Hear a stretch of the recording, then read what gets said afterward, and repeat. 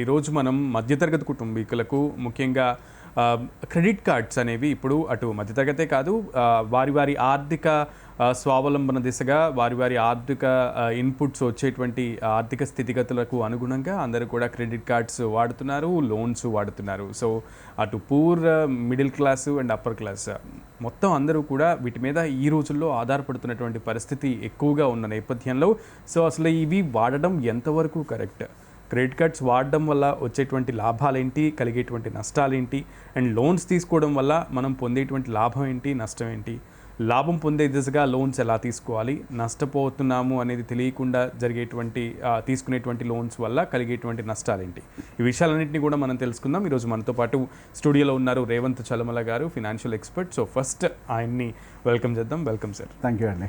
Yes, so personal loans first మనం divide చేద్దాం. So personal loans సపరేట్గా అండ్ క్రెడిట్ కార్డ్స్ని సపరేట్గా చూద్దాం. రెండు కూడా ఒకటే అంశం కానీ బట్ పర్సనల్ లోన్స్కి ఇంట్రెస్ట్ రేట్ కొంచెం రీజనబుల్గా ఉంటుంది, whereas coming to credit cards అది వేరే రకంగా ఉంటుంది కాబట్టి. సో ఫస్ట్ అసలు పర్సనల్ లోన్స్ తీసుకునేటువంటి వాళ్ళు ఎటువంటి జాగ్రత్తలు తీసుకోవాలి, అండ్ ఈ లోన్స్ తీసుకోవడం వల్ల లాభమా నష్టమా, సామాన్యుడు లాభపడతాడా నష్టపడతాడా? సో పర్సనల్ లోన్స్ అనేవి ఈ మధ్య మంచి ఫేమ్ని అయితే తీసుకొని వచ్చాయి. సో పర్సనల్ లోన్ అనేది రెడీమేడ్గా మనకి బ్యాంక్ యాప్ ఓపెన్ చేసినా లేకపోతే మన వాట్సాప్ మెసేజ్ల్లోనో you are eligible for this personal loan అని చెప్పేసి యాక్చువల్గా మనం తీసుకోకపోయినా కానీ ప్రోత్సహిస్తున్నారు తీసుకోమని చెప్పి. సరే, వాళ్ళు చేసేది వ్యాపారం, వాళ్ళ కోణం నుంచి వాళ్ళు చేసేది రైటే, కానీ మనం చేసేది కరెక్టా కాదా అనేది మనం ఎందుకు ఆ పర్సనల్ లోన్ తీసుకుంటున్నాం అన్న దాని మీద ఎక్కువ నిర్ణయించబడి ఉంటుంది. ఇప్పుడు మనం ఒక పర్సనల్ లోన్ అనేది ఎప్పుడు తీసుకోవాలి? ఇప్పుడు మనకు ఆరోగ్యానికి ఏదైనా పరిస్థితి వచ్చింది, లేదా కుటుంబంలో ఎవరికైనా ఆరోగ్య పరిస్థితి వచ్చింది, మన దగ్గర కావాల్సిన డబ్బు లేదు, మరి అట్లాంటప్పుడు హోమ్ లోన్ ఇవ్వరు కదా, మనకు ఉన్న ఆప్షనే పర్సనల్ లోను. సో అట్లాంటప్పుడు పర్సనల్ లోన్ తీసుకుని వాడుకోవడం ఎటువంటి సమస్య లేదు. కానీ ఇప్పుడు ట్రెండ్ మారింది. ఇప్పుడు పర్సనల్ లోన్ ఎందుకు తీసుకుంటున్నారు అని అంటే, పర్సనల్ లోన్ తీసుకొని ల్యాండ్ కొంటున్నారు, ఆ పర్సనల్ లోన్ తీసుకొని ఈక్విటీస్లో ఇన్వెస్ట్మెంట్ పెడుతున్నారు, ఆ పర్సనల్ లోన్ తీసుకొని గోల్డ్ కొంటున్నారు. ఇది సమస్యగా మారే అవకాశం ఉంది. ఇప్పుడు ఎంతటి తక్కువ ఇంట్రెస్ట్ రేట్ అన్నా కానీ పర్సనల్ లోన్ అనేది కొంచెం మంచి స్థాయి ఉద్యోగం, పెద్ద స్థాయిలో జీతం వచ్చి మంచి సిబిల్ స్కోర్ ఉంటే ఏదో 10% ఇంట్రెస్ట్ రేట్ ఉంటుంది. కానీ అదే ఒక నార్మల్ సామాన్యుడు ఒక పర్సనల్ లోన్ తీసుకున్నాడు అని అంటే అది 15, 16, అదే కొన్ని యాప్స్లో తీసుకున్నాము అని అంటే 24, 48% వరకు కూడా ఇంట్రెస్ట్ రేట్లు పడే పరిస్థితులు కనపడుతున్నాయి. సో ఇప్పుడు మనం ఆ పర్సనల్ లోన్ తీసుకొని మనం సోకాల్డ్ వెల్త్ క్రియేట్ చేస్తున్నాము అని ఊహించుకొని మనం వెళ్ళి ఎక్కడైతే పెట్టుబడి పెడతామో మీరు తీసుకునే వడ్డీ రేట్ అంతన్నా కనీసం అది పెరుగుతుందనే ప్రశ్న మీకు మీరు వేసుకోవాలి. మన భారతదేశంలో మనకి ఒక రియల్ ఎస్టేట్ పెరిగేది 8% నుంచి 10%. రియల్ ఎస్టేట్ శాతం ఎంత పెరుగుద్ది అంటే 10% డేటా చెప్తుంది. మెట్రోపాలిటన్ సిటీలో ఒక 12% పరిస్థితులకు అనుకూలంగా పెరుగుద్దేమో అంతే. కానీ మీరు తీసుకునే లోన్ 10% ఉంటే అక్కడ పెరిగేది 10% ఉంటే అసలు ఆ టైంలో కనుక పొరపాటున రియల్ ఎస్టేట్ కనుక కుదేలేని పరిస్థితులు ఉన్నాయనుకోండి, అయిపోయింది. మీరు కట్టిన వడ్డీ ఎక్కువ ఉంటుంది. మీరు ఒక 20 లక్షలు లోన్ తీసుకొని మీరు మొత్తం కలిపి విత్ ఇంట్రెస్ట్ 30 లక్షలు కట్టినట్లయితే మీ 20 లక్షలు లాంటి 20 లక్షలుగానే ఉంటుంది, పైన 10 లక్షలు. అంటే మీరు యాక్చువల్ పర్చేజ్ వాల్యూ ఇప్పుడు 30 లక్షలు పెట్టి చేసినట్టు, దాన్ని 20 లక్షలు పెట్టి చేసినట్టు కాదు. సో బేసిక్గా అందుకే పెట్టుబడి అనేది మనకు ఉండేటువంటి సేవింగ్స్లో నుంచి చేయాలి, కానీ పర్సనల్ లోన్ తీసుకొని చేయకూడదు. అట్ ద సేమ్ టైం ఈ పర్సనల్ లోన్లు తీసుకొని మనము కార్లు కొనటము ఇట్లాంటివన్నీ కూడా ప్రయత్నం చేస్తూ ఉంటాం. మనం టూర్లకు వెళ్ళటం ఇట్లాంటివన్నీ కూడా చేస్తూ ఉంటాం. టూర్కి వెళ్ళడం తప్పు కాదు, మన దగ్గర ఉన్న సంపాదనతోటి టూర్లకు వెళ్ళడంలో ఎటువంటి సమస్య లేదు. పర్సనల్ లోన్ తీసుకొని టూర్కి వెళ్తున్నాము అని అంటేనే మనం ఎలిజిబుల్ కాదు అని. మన దగ్గర ఉన్న డబ్బుతో రూపాయి మీరు దాచిపెట్టుకోకుండా టూర్కి వెళ్ళొచ్చినా తప్పు లేదేమో కొంతవరకు, కొంత మేరకు. కానీ పర్సనల్ లోన్ తీసుకుని వెళ్ళే పరిస్థితులకు వచ్చింది. ఈరోజు మనకి పర్సనల్ లోన్స్ అందుబాటులోకి వచ్చిన తర్వాత ఇండియా టూరిజం ఏ స్థాయిలో పెరిగిందో కూడా మనకు తెలుసు. ఈ రోజు తిరిగేటువంటి వాళ్ళందరూ ఏం సొంత డబ్బులతో పోయేవాళ్ళు కాదు. వాళ్ళందరూ కూడా ఏదో ఒక లోనో లేకపోతే ఫ్రెండ్ దగ్గర అప్పో, ఒక క్రెడిట్ కార్డ్ అప్పో ఏదో ఒకటి తీసుకొని పోయేవాళ్ళే, సొంత డబ్బులతో పోయేవాళ్ళు లేరు. ఏముంది, ఒక 12 నెలలు కట్టుకోవచ్చులే, ఇదే మన మంత్లీ బడ్జెట్ అనుకొని కట్టేద్దాం అనుకొని పోయేవాళ్ళే. సో మనకి యాక్చువల్గా ఆ స్తోమత లేనప్పటికీ మనకు ఆ స్తోమత ఉంది అని ఒక ఫాల్స్ ఇంప్రెషన్ మన మైండ్లో అది క్రియేట్ చేస్తోంది. ఎలిజిబిలిటీ అంటే ఏం లేదండి. ఇప్పుడు మీరు ఒక లోన్ తీసుకున్నారు అని అంటే మీరు భవిష్యత్తులో తీసుకోబోయే జీతాన్ని బ్యాంకుడికి తాకట్టు పెట్టినట్టే, అంతే. మీరు ముందుగానే మీ జీతాన్ని వాళ్ళకి ఇచ్చేస్తున్నాము అని చెప్పి సంతకం పెట్టి డబ్బులు తీసుకొని ఖర్చు పెట్టుకుంటున్నారు. అంటే రానున్న రోజుల్లో మీకోసంగా మీరు పనిచేసేది, మీరు అప్పు తీసుకున్నారు కదా, ఆ బ్యాంకు వాళ్ళ కోసం పనిచేసే పరిస్థితుల్లో మీరు నెట్టబడుతున్నారు. సరే, ఇక క్రెడిట్ కార్డ్స్ అంశం సో సపరేట్గా తీసుకుందామని చెప్పా కాబట్టి, సో క్రెడిట్ కార్డ్స్ అంశం కూడా ఇక్కడ చాలా ఇబ్బందికరంగా చాలామందికి మారిపోయింది. వాళ్ళ ప్రాణాలని త్యాగం చేసేటువంటి, త్యజించేటువంటి పరిస్థితి దాకా కూడా వచ్చేస్తున్నారు చాలామంది. వాడకం తెలియక లేదంటే లిమిటేషన్స్ అర్థం కాక ఈ విషయాన్ని వాళ్ళు సరిగ్గా ఈ సబ్జెక్ట్ని అర్థం చేసుకోలేకపోతున్నారు. అసలు ఈ క్రెడిట్ కార్డ్స్ అనేటువంటి అంశం మంచి ఎవరికి, చెడు ఎవరికి, మంచిగా ఎప్పటి వరకు ఉంటుంది, చెడు ఎప్పుడు అవుతుంది? ఇప్పుడు క్రెడిట్ కార్డు మన జేబులో ఉంది అంటే, ₹1,00,000 లిమిట్ ఉన్న క్రెడిట్ కార్డు మన జేబులో ఉంటే మన దగ్గర ఖర్చు పెట్టుకోవడానికి 1,00,000 ఉందని ఫీల్ అయిపోతాం. అదేంటో, అది మన డబ్బు కాదు. అది బ్యాంకు వాడు నీకు అవసరమైతే ప్రీ అప్రూవ్డ్ లోన్ ఇచ్చాను అని. క్రెడిట్ కార్డ్ అంటే ఏంటి? ప్రీ అప్రూవ్డ్ లోన్ అంతే. మీ జేబులో పెట్టుకొని తిరుగుతున్నారు ఆ కార్డుని, అందులో ₹1,00,000 అప్రూవ్డ్ లోన్ ఉంటుంది. మీకు టైం కొంత ఇస్తాడు, మీరు వాడిన దగ్గర నుంచి, లేదా బిల్ జనరేట్ అయిన టైం దగ్గర నుంచి ఒక 30 రోజులు 40 రోజులు మీ వాడిన టైంని బట్టి మీకు వెసులుబాటు ఉంటుంది అంతే. ఈ లోపల కట్టేయండి అని. వాళ్ళు అట్లా ఇచ్చారు అని అంటే వాళ్ళకని డబ్బులు ఒట్టిగా వస్తున్నాయా? 40 రోజులు 30 రోజులు ఇచ్చారు అని అంటే మీరు అట్లా అనుకొని తీసుకుంటారు, 30 days టైం ఉంటుంది కట్టేద్దామని చెప్పి. కానీ తర్వాత ఒక పీరియడ్ ఆఫ్ టైం ఏమవుతుంది అంటే మీకు తెలియకుండా మీ నెల జీతం మందం మీరు క్రెడిట్ కార్డ్ని వాడేస్తారు. అట్లా జీతం వస్తే క్రెడిట్ కార్డు కడతారు, మళ్ళీ నెల ఖర్చుల కోసం మళ్ళీ క్రెడిట్ కార్డు వాడతారు. ఇది ఒక లూపు. ఒక టైంకి ఏమవుతుంది అని అంటే మీకు ఏదో ఖర్చు అడిషనల్గా వస్తుంది. అట్లాంటప్పుడు పూర్తి స్థాయిలో క్రెడిట్ కార్డు మీరు కట్టలేనప్పుడు దాన్ని ఓవర్ డ్యూ చేస్తారు. ఓవర్ డ్యూ చేస్తే ఏమవుతుంది? 48% ఇంట్రెస్ట్ పడుతుంది. దాని మీద మళ్ళీ జిఎస్టీలు పడతాయి, పెనాల్టీలు పడతాయి. ఇవన్నీ పడి ఒక స్థాయి టైంకి, ఒక టైం వచ్చేసరికి మీరు కట్టే లిమిట్నే దాటిపోతుంది ఆ క్రెడిట్ కార్డు. ఇక అప్పుడు వాళ్ళు సెటిల్మెంట్ అనో రకరకాల వాటిల్లో, ఒక్కసారి మీరు సెటిల్మెంట్లోకి వెళ్ళారు అంటే ఒక రకంగా చెప్పాలంటే మన సిబిల్ స్కోర్ ఇంపాక్ట్ అయిందంటే వీఆర్ గుడ్ ఫర్ నథింగ్. ఈ దేశంలో మన సిబిల్ స్కోర్ బాగుండాలి అని అంటే మన వాడకం బాగుండాలి. సో క్రెడిట్ కార్డ్ అనేది ఏ విధంగా వాడుకోవాలి? ఏదో ఒక మంచి సేల్ పీరియడ్ జరుగుతోంది, అట్లాంటి టైంలో 0 ఇంట్రెస్ట్ రేట్ తోటి మీకు పలానా ఐటమ్ కొనుక్కునే వెసులుబాటు ఇస్తామని చెప్తారు. అది కూడా మీరు డైరెక్ట్గా దాని నుంచి కొనమని చెప్పను. ముందుగా మీరు ఒక ₹1,00,000 ఐటమ్ కొంటున్నారంటే ఆ ₹1,00,000 తీసుకెళ్ళి ఎఫ్డీ చేయండి. ఎఫ్డీ చేసి ఈ క్రెడిట్ కార్డు మీద ఆ 12 నెలలు కట్టండి. అప్పుడు ఏమవుద్ది? ఎఫ్డీ వడ్డీని జనరేట్ చేస్తుంది. ఈ 12 నెలల మీద మీకు ఎటువంటి వడ్డీ లేదు. సో ₹1 ఎంతో కొంత, ఒక ₹1 ఒక రూపాయి మందం ఎక్కువ మిగులుతుంది. ఇది విధానం. లేదు ఏదన్నా అనుకోని పరిస్థితుల్లో ఎమర్జెన్సీ వచ్చింది, లేదు హెల్త్ ఇన్సూరెన్స్ కట్టే టైం వచ్చింది, నాకు డబ్బులు లేవు, తప్పు లేదు. హెల్త్ ఇన్సూరెన్స్ కట్టడానికి హ్యాపీ క్రెడిట్ కార్డు వాడుకోవచ్చు, టర్మ్ ఇన్సూరెన్స్ కట్టడానికి క్రెడిట్ కార్డు వాడుకోవచ్చు. ఎందుకు అవి బౌన్స్ అవ్వకూడదు? అవి అయితే మనకు నష్టం, కుటుంబానికి నష్టం. అట్లాంటి వాటి కోసం ఇంకా మనకు ఆప్షన్ లేదు, ఇది మీదకి వచ్చే పరిస్థితి అనుకున్నప్పుడు వాడుకోవడానికి క్రెడిట్ కార్డు. లేదు నేను ప్రతి నెల ఒక ₹50,000 నాకు ఆన్లైన్ స్వైపింగ్ ఉంటుంది, అది నా డీజిల్ బిల్లో, పెట్రోల్ బిల్లో, మెయింటెనెన్స్లు, కరెంటు బిల్లు ఎట్లాగో నేను కడతాను. నేను ముందెందుకు కట్టడం? ముందు డబ్బును తీసుకెళ్ళి నేను ఒక లిక్విడ్ ఫండ్లో వేస్తా, అది ఒక 7% రిటర్న్ ఇస్తుంది. 30 రోజుల తర్వాత కట్టడానికి టైం ఉంది కదా, అప్పుడు తీసి కట్టేస్తా. దీనికి ఒక డిసిప్లిన్ కావాలి. సో మనం ఎక్కువగా ఓడిపోవడం గల కారణం ఏంటి అని అంటే మనం దాని లిమిట్ని అర్థం చేసుకోలేకపోతున్నాం. మన పరిమితి ఏంటి, మన పరిమితిని ఏంటో తెలుసుకోకుండా ఖర్చు పెట్టడం వల్ల మనం ఓడిపోతున్నాం. మన దగ్గర డబ్బులు పెట్టుకొని క్రెడిట్ కార్డుని వాడితే దాని లెక్క వేరు. టైం వస్తే తీసి కట్టేస్తాం. డబ్బులు వస్తాయిలే అనుకొని మీరు క్రెడిట్ కార్డు వాడితే దాని లెక్క మారిపోద్ది. జీవితం మీరు అనుకున్నట్టు జరగదు. జీవితంలో మీరు ఖచ్చితంగా డబ్బులు వస్తాయిలే కడదాము అనుకునే టైంకి మీరు డబ్బులు రాకపోవచ్చు, ఆ టైంకి పెద్ద ఖర్చే వచ్చి పడవచ్చు. అట్లా మన జీవితంలో తెలియకుండా ఒక్కసారి ఆ లూప్లోకి వెళ్తాం, లూప్ నుంచి బయటికి రావడానికి కష్టాలు పడతాం. దీనికల్లా కావాల్సింది డిసిప్లిన్. మనం ఎంత తీసుకుంటున్నాము, ఎంత వాడుకుంటున్నాము, ఎప్పుడు లోపల కట్టేయగలుగుతాం, అంతకట్టుగా ప్లాన్ చేసుకోవాలి. సార్, అయితే ఇంకొక అంశం కూడా ఉంటుంది ఇక్కడ. మినిమం డ్యూ అనేటువంటి ఒక అస్త్రం చాలామందిని బలి తీసుకుంటున్నటువంటి పరిస్థితి ఉంది. సో చాలామంది మినిమం డ్యూ కడితే సరిపోతుంది కదా, సివిల్ స్కోర్కి ఇంపాక్ట్ ఉండదు, చాలా సేఫ్ అండ్ సెక్యూర్, ఇంట్రెస్ట్ గురించి దానికి పడేటువంటి తర్వాత పెనాల్టీల గురించి ఎవరు ఆలోచించరు. అసలు మినిమం డ్యూ కడితే సరిపోతుంది అనుకునే వాళ్ళకి మీరు ఏం చెప్తారు? అండ్ ఇది అర్థం చేసుకోలేని వాళ్ళకి మినిమం డ్యూ ఎంత డేంజర్? సో ఇప్పుడు సిబిల్ స్కోర్లో ఇంపాక్ట్ కాదులే అని అనుకుంటున్నారు కదండి. క్రెడిట్ కార్డుకి ఎప్పుడు ఒక నేచర్ ఉంటుంది.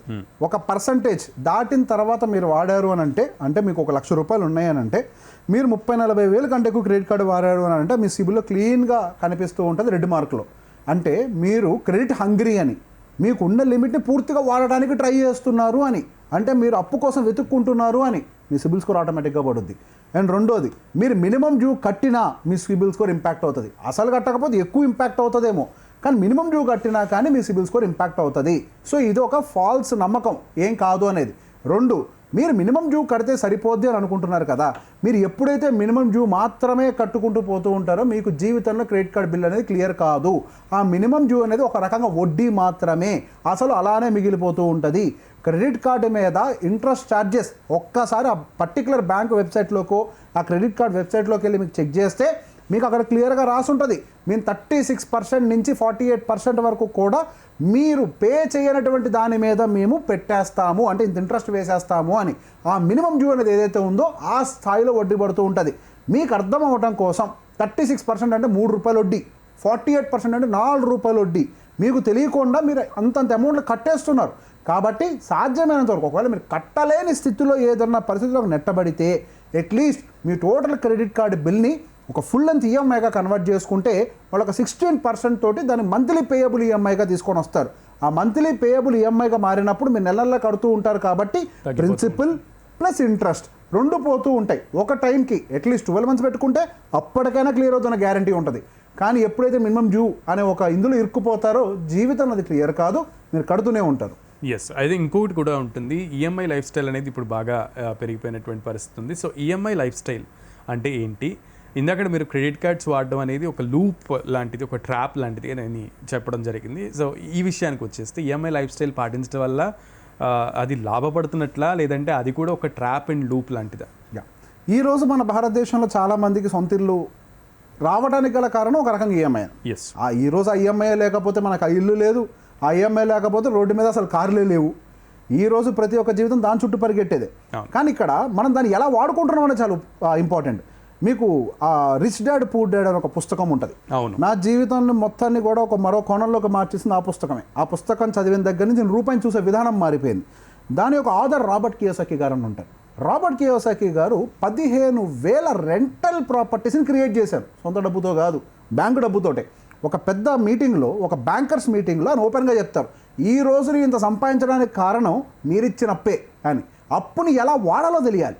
ఆయన ఏం చేశారు, అప్పును తీసుకొని ఒక రెంటల్ ఇన్కమ్ అంటే క్యాష్ ఫ్లోని మళ్ళీ క్రియేట్ చేసేటువంటి ఒక ప్రాపర్టీలో పెట్టుబడి పెట్టారు. అట్లా ప్రాపర్టీస్ కొంటూ 15,000 ప్రాపర్టీస్కి తీసుకొని వెళ్ళారు. ఒకవేళ మీరు కట్టలేకపోయారు అనుకోండి, ఆ ప్రాపర్టీ పోద్ది, మీకు నష్టమా? సో అప్పుడు వాడటానికి ఒక విధానం ఉంటుంది. ఈరోజు దేశంలో ఆ స్థాయికి ఎదిగినటువంటి కార్పొరేట్ కంపెనీలు ఉన్నాయనంటే అప్పు తీసుకోకుండా సాధ్యమా? ఒక జీవితం ఎదగటానికి మనకి టాలెంట్ ఉంది, సరిపోదు. దానికి పెట్రోల్ కావాలి. బండి ఒకటి ఉంటే సరిపోద్దా? ఆ పెట్రోలే డబ్బు. దానికి మనం బ్యాంకుల దగ్గర నుంచి అప్పుగా తీసుకొని మనం దాన్ని వాడుకోవడానికి మనకు అవకాశాలు ఉన్నాయి. కానీ దాన్ని తెలివిగా ప్లాన్ చేసి వాడాలి. మనం ఎంత వడ్డీ రేటుకి డబ్బును తెస్తున్నాం, ఆ వడ్డీ కంటే ఎక్కువ ఇంట్రెస్ట్ మనం జనరేట్ చేయగలుగుతామా లేదా? ఇది మనం మార్కెట్లో ఎప్పుడైనా ఎస్టిమేషన్స్ చేసుకునేటప్పుడు మార్కెట్ 4% 6% రెంటల్ ఈల్డ్ వస్తుంది అనుకోండి. 6% రెంటల్ ఈల్డ్ కమర్షియల్కి వస్తుంది సహజంగా. 6 కాదు, మీరు 4.5కే క్యాలిక్యులేట్ చేయండి. 4.5 వచ్చినా నేను సర్వైవ్ అవుతానా అని. అట్లా మనం లోవర్ సైడ్ ఎప్పుడైతే క్యాలిక్యులేట్ చేసుకొని కరెక్ట్గా అప్పును తీసుకొని వాడుకోగలుగుతామో అప్పుడు జీవితం అభివృద్ధి చెందుద్ది.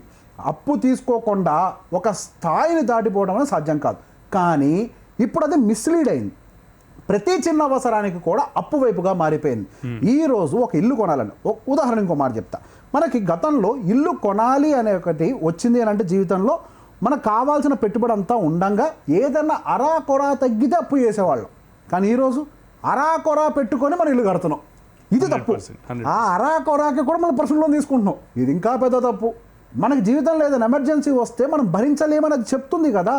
బ్యాంకు వాళ్ళు 20% కట్టంగానే లోన్ ఇచ్చేస్తారంటే అది వారికి వ్యాపారం, కానీ ఇది జీవితం. కానీ మనం ఏం చేయాలి? ఇప్పుడు కనీసం మనకు ఒక స్తోమత ఉంది అన్న విషయం మనం నిరూపించుకోవాలి. అంటే దగ్గర ఇంత డబ్బు ఉంది ఆల్రెడీ, నేను ఇప్పుడు నాకు కొంత డబ్బు తగ్గింది, దానికి బ్యాంకు సహకారం తీసుకోవడం తప్పేమీ లేదు. మనకి చేతికి అందుబాటులో ఉన్నాయని మన ఎలిజిబిలిటీ లాగా కనపడతాయి, కానీ అన్నీ మనవి కాదు. ప్రతి జీవితానికి వాళ్ళ యొక్క పరిస్థితులను బట్టి వాళ్ళ నిర్ణయాలు కూడా మారాలి. ఇక్కడ చూడటానికి అందరం ఒకేలాగా ఉంటూ ఉంటాం, అందరూ మనుషుల్లాగా కనపడుతూ ఉంటారు, కానీ ప్రతి జీవితం వేరు. ప్రతి జీవితానికి వచ్చే సమస్య ఒకలాగా ఉంటుంది, ప్రతి జీవితానికి ఉండే పరిష్కారం ఒకలాగా ఉంటుంది. కాబట్టి అందరూ ఒకేలాగా కాకుండా మీ పరిస్థితులకు అనుకూలంగా నిర్ణయాలు తీసుకోండి. అయితే ఈ ఈఎంఐలతో మనం మెయింటైన్ చేయడం వల్ల, ఈఎంఐలతో జీవించడం వల్ల లాంగ్ టర్మ్లో మనకు వచ్చేటువంటి ఫినాన్షియల్ ప్రెజర్ ఎలా ఉంటుంది? So EMI is not bad. ఇందాక నేను చెప్పినట్టుగా ఏది రెంటల్ ఇన్కమ్ వస్తుంది, దాని అది కట్టుకుంటుంది అనుకోండి, ఏ సమస్య లేదు. ఉదాహరణగా చెప్తా, ఇప్పుడు కొండాపూర్ లాంటి ఏదైనా ఏరియా ఉందనుకోండి, అక్కడ నార్మల్గా ఒక 250 గజాల భూమి ఉంది, దాని మీద ఒక సింగిల్ బెడ్రూమ్లు వేసుకుంటూ ఒక 3-4 ఫ్లోర్లు కట్టారు అని అంటే దాదాపు 4-5 లక్షలు రెంట్ వస్తుంది. అక్కడ 7 కోట్లు పెట్టుబడి పెట్టినా తప్పులేదు. అంటే మనం ఎందుకు పెడుతున్నాం ఆ ఈఎంఐ అనేది మనం చూసుకోవాలి. ఏముంది, ఇప్పుడు 7 కోట్లకు మీరు ఈఎంఐకి పోయినా కానీ అక్కడ దాదాపుగా 5.5 లక్షల దాకా ఈఎంఐ వస్తుంది మంత్లీ. మీకు 5-5.5 లక్షలు మళ్ళీ రెంటే వస్తుంది కదా, మ్యాచ్ అవుతుంది, తప్పులేదు. సో మీ ఈఎంఐ ఎట్లా పెడుతున్నారు అనేది చూసుకోవాలి. ఈఎంఐ ఒక ఎసెట్ని క్రియేట్ చేస్తే ఒక క్యాష్ ఫ్లోని క్రియేట్ చేసేలాగుంటే ఏ ప్రాబ్లం రాదు, దాదాపుగా రాదు. మధ్యలో చిన్న చితక ప్రాబ్లమ్స్ వచ్చినా 1-2 నెలలకు మాత్రమే అడ్జస్ట్మెంట్ అవుతుంది. అలా కాకుండా మీ స్థాయికి మించిన భారాన్ని మీద వేసుకుంటే, ఇప్పుడు ప్రతి మనిషి జీవితంలో అనుకుంటాడండి నాకు ₹1,00,000 జీతం వస్తుంది, నాకు ₹1,00,000 జీతం వస్తుంది కాబట్టి నేను ఒక 50,000 రూపాయల దాకా హోమ్ లోన్ తీసుకొని నేను ఇల్లు కొనగలుగుతాననే శక్తి నాకు ఉంది అని. అదే పచ్చబద్ధం. మీరు అదే ఇంటిని రెంట్ తీసుకుంటే 15,000, మీరు ఈఎంఐ పెట్టుకుంటే 50,000, మీరు ఇంకొక 50,000లో మీ ఇద్దరు పిల్లల్ని చదివించుకుంటా, మళ్ళీ మీ కుటుంబాన్ని నడిపించుకుంటా, మీ పిల్లల భవిష్యత్తును నడిపించుకుంటే ఇది సాధ్యం కాదు. ఒక్కొక్క పిల్లవాడికి హైదరాబాద్ లాంటి మహానగరంలో ఒక మధ్యతరగతి వాడికి 10,000 రూపాయలు ఖర్చు అవుతుంది ఒక్క పిల్లవాడిని పెంచడానికి. ఇద్దరు పిల్లవాళ్ళు ఉంటే 20,000 అవుతుంది, ఇంటి ఖర్చులు ఒక 20-25,000 అవుతుంది. ఇక భవిష్యత్తు ఎక్కడ? జీవితకాలం కట్టుకుంటూ పోతూనే ఉంటారు. ప్రతి ఒక్కళ్ళకి 40 సంవత్సరాల వయసు ఎప్పుడైతే దాటుతుందో అప్పుడు ఈ విషయం జ్ఞానోదయం అవుద్ది. అప్పటిదాకా ఉడుకు రక్తం కదా మందంతా, పరిగెడతా ఉంటాం, మేమేమైనా సాధించగలుగుతామనే ధైర్యం ఉంటుంది. 40 ఏళ్ళు దాటిన తర్వాత అర్థమవుద్ది, అరే నా ఉద్యోగ వయసు అయిపోతుంది, నేను ఇప్పుడు దాకా ఈఎంఐలో ఊబిలో కూరుకుపోయి ఉన్నాను, మహా అయితే ఒక ఈఎంఐకి క్లియర్ అయిన కారు ఉంది, ఇంకో 5 ఏళ్ళలో ఈఎంఐ క్లియర్ కాబోతున్న ఇల్లు ఉంది, మన పిల్లల భవిష్యత్తుకి ఏముంది అని, నేను ఎట్లా రిటైర్ అవ్వాలి, నా ఉద్యోగం పోతే ఏంటి అని. EMIs are not wrong, cash flow creating ఈఎంఐస్ని క్రియేట్ చేసుకోవాలి. కానీ ఇట్లా మనం చూసుకోకుండా మనమే దానికి ఎదురుకట్టాలనే స్థితిలో మనం ఈఎంఐస్ని క్రియేట్ చేసుకోవద్దు. Right sir. అయితే పర్సనల్ లోన్ తీసుకోవడం ఎప్పుడు చాలా సెన్సిబుల్. ఇందాక మీరు అన్నారు హెల్త్కి సంబంధించి ఇబ్బంది ఉండదు అని. సో అలా ఏ టైంలో అది సెన్సిబుల్, ఎప్పుడు పూర్తిగా తప్పు? యా, సో పర్సనల్ లోన్ విషయంలోకి వచ్చరికి ఇందాక నేను చెప్పినట్టుగా ఫస్ట్ తప్పులు మాట్లాడదాం. భూములు కొనడానికి పర్సనల్ లోన్ కొనకండి.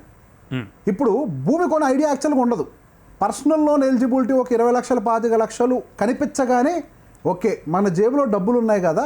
ఈ మధ్య ఒక ఫ్లయర్ కూడా చూసాం ఒక భూమికి సంబంధించింది, మనం వెంటనే ఈ డబ్బును పర్సనల్ లోన్ రూపంలో తీసుకొని ఇది కొనేద్దాం, మనం ఒకేసారి 25 లక్షల రూపాయలు పెట్టుబడి పెట్టలేం కదా అని చెప్పేసి వెళ్ళిపోతూ ఉంటాం.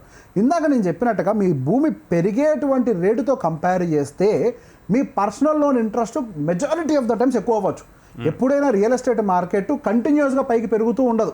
మన హైదరాబాద్ మార్కెట్ని మనం ఉదాహరణగా తీసుకుంటే కోవిడ్ తర్వాత నుంచి 2022 2 సంవత్సరాలు 3 సంవత్సరాలు ఫట్మన్ పెరిగింది. దానికంటే ముందు సైలెంట్ ఉంది, దాని తర్వాత సైలెంట్ అయిపోయింది. మీరు ఆ పీరియడ్లో కొనరు కదా, పెరగక ముందు కొనరు, పెరిగిన తర్వాత అయ్యో భూమి రేట్లు పెరిగిపోతున్నాయి అని ఆందోళనలో కొనేస్తూ ఉంటారు. అంటే ట్రాప్లో ఇరుక్కుపోతారు. అంటే మీరు కట్టేది ఇంకెక్కువ అయ్యే అవకాశం ఉంటుంది. కాబట్టి పెట్టుబడి పెట్టడానికి కొనకండి. పెట్టుబడి అంటూ పెడితే ఏ విధంగా ఉండాలి అని అంటే మీరు ₹10 అంటే 10% ఇంట్రెస్ట్ రేట్కి తీసుకున్నప్పటికీ మీకు ఇంకా బెటర్ ఇంట్రెస్ట్ రేట్ జనరేట్ అయ్యేటువంటి రియల్ ఎస్టేట్ ఏదైనా దొరుకుతుందా, సంతోషంగా కొనేయండి. ఆపర్చునిటీని మిస్ చేయొద్దు, తక్కువ రేట్లో దొరుకుతుంది. కొంతమంది ఎన్ఆర్ఐలు అట్లాంటి వీళ్ళందరూ కూడా తక్కువ రేటుకి అమ్మేసుకొని వెళ్ళిపోయే వాళ్ళు బోల్డ్ మంది ఉంటారు. అట్లాంటి వాళ్ళ దగ్గర తక్కువ రేటుగా డిస్కౌంటెడ్ రేటుకి దొరుకుతుంది అన్నప్పుడు హ్యాపీగా తీసుకోవచ్చు. మరి డబ్బు కావాలి కదా, ఆపర్చునిటీని మిస్ చేసుకోకూడదు కదా. సో ఇక్కడ మనం సెన్సిబుల్గా ఆలోచించాల్సిన అవసరం ఉంది. అండ్ ఆరోగ్య పరిస్థితులు వచ్చాయి, ఏం చేసినా మనం ఆరోగ్యాన్ని కాపాడాల్సిందే, మనిషిని కాపాడుకోవాల్సిందే. ఇక పర్సనల్ లోన్ ఏంటి, ఇల్లు అమ్మితే ఏంటి, ముందు మనిషి ఉండాలి. ఆ మనిషి కోసం మనం ఏ అప్పు చేసినా కానీ అక్కడ ఎటువంటి తప్పు లేదు. అసలు ఫస్ట్ హెల్త్ ఇన్సూరెన్స్ తీసుకోకుండా అప్పు చేయడం పెద్ద తప్పు, పక్కన పెట్టండి, కానీ అవకాశం లేదు అని అంటే పర్సనల్ లోన్ ఇక మనకు ఆప్షన్ లేదు. సో పర్సనల్ లోన్ అటువంటి సందర్భంలో ఎమర్జెన్సీ క్రియేట్ అయినప్పుడు లేదా వండర్ఫుల్ ఇన్వెస్ట్మెంట్ ఆపర్చునిటీ కనిపించినప్పుడు ఈ 2 అవసరాలు కాకుండా ఉంది కదా టూర్కి పోదాం, ఉంది కదా ఏదో ఒకటి కొనేద్దాం, నో, ఇవి వర్కౌట్ కావు. లాంగ్ టర్మ్లో ఇవి మనం సఫర్ చేయడానికి అవకాశాలు ఎక్కువ కనపడతాయి. సో ఒకటి కాన్సెప్ట్ ఈ మధ్య బాగా పాపులర్ అయిపోతుంది. అదేంటంటే అన్ని ప్లాట్ఫామ్స్, పర్టికులర్ నేమ్ ఎందుకులే కానీ అన్ని ప్లాట్ఫామ్స్లో, సోషల్ మీడియా ప్లాట్ఫామ్స్లో, బిజినెస్ ప్లాట్ఫామ్స్లో బై నౌ పే లేటర్ ఈ స్కీమ్ అనేది చాలామంది పిల్లల్ని, చాలామంది యూత్ని ఆకర్షిస్తూ ఒక లూప్లో, ఒక ట్రాప్లో పడేస్తోంది. ఇది ఎంతవరకు కరెక్ట్? ఇది ఒక హిడెన్ ట్రాప్ అని నేను అంటాను, అది నిజమో కాదో మీరు చెప్పాలి. ఎండ్ ఆఫ్ ద డే అది కూడా ఒక క్రెడిట్ కార్డే అండి. దానికి దీనికి ఏం వ్యత్యాసం, తేడా ఏముంది? ఏదైనా బై నౌ పే లేటర్ అని అంటే ఒక కార్డు ఇవ్వడు, జస్ట్ ఆన్లైన్లో డబ్బులు డిస్పాచ్ చేస్తాడు, అంతే తేడా, అంతకుమించి దానికి ఇంకేం లేదు. సో బేసిక్గా మనకి ఏదైతే ఈజీగా కనపడుతుందో, బేసిక్గా ఒక రకంగా చెప్పాలంటే ఎస్, మనం Indian growth story point of వ్యూలో మాట్లాడుతున్నప్పుడు మరి ఇట్లాంటి క్రెడిట్ కార్డులు బై నో పే లేటర్లు కనుక లేనట్లయితే మరి అసలు ఈ మాత్రం అభివృద్ధి భారతదేశంలో ఎట్లా సాధ్యమవుతుందని కూడా మాట్లాడతాం. But at the same time మధ్యతరగతి జీవితంలో బతుకుతున్న వాళ్ళగా మాట్లాడితే మనం బై నో పే లేటర్ అని ఒక ఆప్షన్ పెట్టుకున్నాము అని అంటేనే మనం ఈ రోజు దాన్ని కొనడానికి మన దగ్గర స్తోమత లేదు అని. ఇప్పుడు పెద్ద స్థాయి ఫోన్ కొనడం తప్పేం కాదు, అందరూ వాడుకోవచ్చు, అందరూ జీవితం అనుభూతి చెందాలి. కానీ ముందు ఆ స్థాయిని మనం ఆర్థికంగా సంపాదించుకోవాలి. అది సంపాదించుకున్న తర్వాత buy now pay later option వాడుకోవచ్చు. ఎట్లా? 0 ఇంట్రెస్ట్ అయితే. వాళ్ళు 0 ఇంట్రెస్ట్కి మీకు డబ్బులు ఇస్తున్నప్పుడు మీ దగ్గర ఉన్న డబ్బుల్ని ఎక్కడో చోట పెట్టుబడి పెట్టి దాని మీద ఎక్కువ రిటర్న్స్ జనరేట్ చేసుకుంటూ ఇక్కడ నెలవారీగా కట్టుకోవడంలో తప్పులేదు. కానీ అలా కాకుండా ఒక ఫాల్స్ ఇంప్రెషన్, అరే ఇచ్చేస్తున్నాడు కదా కొనేద్దాం తర్వాత చూసుకుందాము అని అంటే అది నీ ఎలిజిబిలిటీ కాదు. మీరు కొనేటువంటి ఆ వస్తువు బైనో పే లేటర్ అన్న ఒక ఆప్షన్లో ఏదైతే వస్తువు కొంటున్నారో అది 2 ఏళ్లకో 3 ఏళ్లకో 4 ఏళ్లకో ఖచ్చితంగా దాని యొక్క విలువ జీరో అయిపోతుంది. అది పెట్టుబడి కూడా కాదు, కానీ కనీసం దాని యొక్క విలువ ఏమీ ఉండదు, కేవలం వాడుకోవడం కోసం మాత్రమే చేస్తున్నాం. ఇప్పుడు కంపల్సరీ మనిషికి ఫోన్ కావాలండి, మీ దగ్గర ఫోనే లేదు, ఫోన్ లేకపోతే మనిషి బండి నడవదు, అప్పుడు కొనండి buy now pay later option లేదు. అంతే, చిన్న ఫోన్ ఏదన్నా ఒక 15,000 20,000 ఓ ఫోన్పే గూగుల్ పే పనిచేసేలాగా ఉంటే చాలు, గూగుల్ మ్యాప్స్ ఉండేలాగా ఉంటే చాలు, అంతే కదా. అంతేగాని ₹1,00,000 ఫోన్ ఎందుకు? ₹1,00,000 ఫోన్ కొనే ముందు మనం నిజంగా ₹1,00,000 ఫోన్ని క్యాష్తో కొనగలుగుతామా లేదో ఆలోచించుకొని అప్పుడు కొనాలి. నేను క్యాష్తో కొనలేను కాబట్టి బై నో పే లేటర్ అంటే యూఆర్ నాట్ ఎలిజిబుల్ బ్రదర్. ఇంకా దానికి ఏం చేయలేవు, ఎలిజిబిలిటీ లేకుండా చేసే పనుల వల్ల సమస్య వస్తుంది. గతంలో డబ్బు ఉంటేనే పని చేసేవాళ్ళు, ఏదైనా ₹1 పావలా తగ్గితే అప్పు చేసేవాళ్ళు, కానీ ఈ రోజు అసలు పావలా కూడా అప్పు చేసే పరిస్థితికి వచ్చింది. ఎస్, అది. అండ్ ఫైనల్గా ఒక వ్యక్తి తన లోన్స్ని కానీ లేదంటే ఈ కార్డ్ యూసేజెస్ని కానీ కంట్రోల్లో పెట్టుకోవాలంటే ఎటువంటి రూల్స్ని పాటించాలంటారు? ఫస్ట్ మీరు ఒక వస్తువును కొంటున్నారు అని అంటే నేను పని చేయకపోయినా కానీ ఆ వస్తువుని నేను మళ్ళీ కొనగలుగుతానని ఒక ప్రశ్న మనం చేసుకోవాలి. ఈరోజు జీతం వస్తుంది కాబట్టి మనం ఒక కారులోని ఈఎంఐ తీసేసుకొని సరదాగా కారు కొనేస్తున్నాం. అదే మనం పని చేయలేని రోజుల్లో కూడా అదే కారు ఈఎంఐని మెయింటైన్ చేయగలుగుతామా అనే ఆలోచన కనుక వచ్చిందంటే ఈరోజు రోడ్డు మీద ఎన్ని కార్లు మనకు కనిపించవు. అసలు ఆలోచన వస్తే చాలు రోడ్డు మీద కార్లు పడిపోతాయి, కార్లు తగ్గిపోతాయి. సో అందుకే ఏదైనా కానీ మన భవిష్యత్తులో మనకి ఈ రూపాయి ఆదాయం రాకపోయినా మెయింటైన్ చేయగలుగుతాం అనేది ఆలోచించుకోవాలి. మన గత రోజుల్లో నేను మన పూర్వం ఉండేటువంటి పద్ధతులను చాలా ఎక్కువ ఇష్టపడుతూ ఉంటా. మన దగ్గర కావాల్సిన దానికంటే ఎక్కువ ధాన్యం ఉన్న తర్వాతనే వాళ్ళు మిగతాది వాళ్ళు ఒక తింటం మొదలు పెడుతూ ఉంటారు. అంటే ముందు మన దగ్గర ఒక సంవత్సరం సరిపడా స్టోరేజ్ ఉండాలి అంటే దే థింక్ ఫార్వర్డ్. కానీ మనం ఈరోజు ఏం చేస్తున్నాం, మనకి ఈ రోజు వస్తుంది కదా ఈరోజు తినేద్దాం అనేది మాత్రమే ఆలోచిస్తున్నాం. ఒక విత్తనాన్ని తీసుకెళ్ళి మనం నాటాలి అన్న ఒక పద్ధతిని మనం ఆలోచించట్లేదు. సో ఎప్పుడైనా సరే రానున్న రోజుల్లో మీ భవిష్యత్తు కోసం ఒక విత్తనాన్ని నాటండి, నాటిన తర్వాత మీరు ఈ రోజును అనుభవించండి. ఆ రోజు కలిసి సెక్యూర్ అయి ఉంటుంది, ఒక విత్తనం ఉంది కాబట్టి ఫస్ట్ సెక్యూర్ చేసుకోవడం మొదలు పెట్టండి. At the same time EMI అవసరమైతే తప్పించి ఒక ఇల్లు కొంటున్నాము అని అంటే ముందు నిజంగానే అసలు ఫస్ట్ నేను ఈ ఏరియాలోనే ఉంటానా, ఇదే ఊర్లో ఉంటానా, అసలు నాకున్నటువంటి ఇప్పుడున్న పరిస్థితుల్లో నా పిల్లల భవిష్యత్తుకు డబ్బులు సేవ్ చేయడం ఇంపార్టెంటా, ఇల్లు కొనడం ఎక్కువ ఇంపార్టెంటా, ఇట్లా మల్టిపుల్ కంపారిజన్స్ చేసుకోండి. చిన్నప్పుడు నేర్పించారు కదా కంపారిటివ్ స్టేట్మెంట్స్ అని, మీకు మీరే కూర్చొని రాసుకోండి, కంపారిటివ్ స్టేట్మెంట్లు రాసుకొని ఏ నిర్ణయం చేసుకోవాలో మీరే తీసుకోండి, తప్పేం లేదు. ప్రతి జీవితానికి ఒకటే మందు ఉండదండి, జీవితానికి మందు మారుతుంది.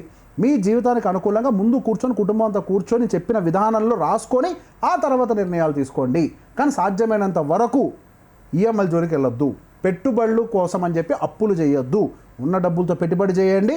మీ దగ్గర కావాల్సిన డబ్బు ఉన్న తర్వాత తక్కువ వడ్డీ రేటుకి ఏదైనా దొరికి తప్పు తీసుకొని దాన్ని వాడుకోండి, అంతే. Thank you so much for your valuable suggestions. నిజంగా రేవంత్ గారు క్రెడిట్ కల్చర్ని, లోన్స్ని మనం ఈక్వల్గా ఎలా బ్యాలెన్స్ చేసుకుంటూ ముందుకెళ్తే సైమిల్టేనియస్గా లైఫ్ కూడా అంతే బ్యాలెన్స్డ్గా ముందుకెళ్తుంది. సో సార్ చెప్పినటువంటి రూల్స్ని పాటించి క్రెడిట్ విషయంలో, లోన్స్ విషయంలో చాలా జాగ్రత్తగా వ్యవహరిస్తారని కోరుకుంటున్నాను.